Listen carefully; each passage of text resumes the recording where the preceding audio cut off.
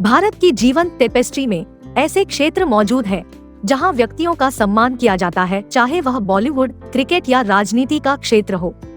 फिर भी प्रशंसा की इस कथा के भीतर एक छायादार कोना है जहां कई प्रतिभाएं निवास करती हैं। उनके योगदान अक्सर छिप जाते हैं और उनके नाम गुमनामी की हलचल भरी सड़कों के बीच खो जाते हैं। लेकिन प्रसिद्धि और गुमनामी के लौकिक नृत्य के बीच भारत का जादू स्पष्ट बना हुआ है।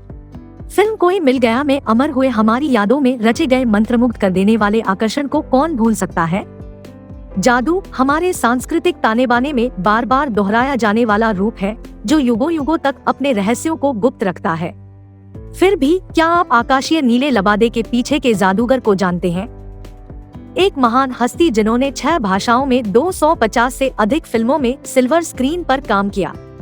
आप उन्हें बच्चों के प्रिय टीवी शो बालवीर के रहस्यमय डूबाडूबा के रूप में या शायद प्रतिष्ठित श्रृंखला तारक मेहता का उल्टा चश्मा में दयाबेन के दूर के रिश्तेदार के रूप में पहचान सकते हैं। सिनेमा में इंद्रवदन की यात्रा 1976 में शुरू हुई, एक ऐसी गाथा जिसने सीमाओं को पार कर लिया जब वह 2001 के हॉलीवुड महाकाव्य Lord of the rings fellowship of the ring में दिखाई दिए।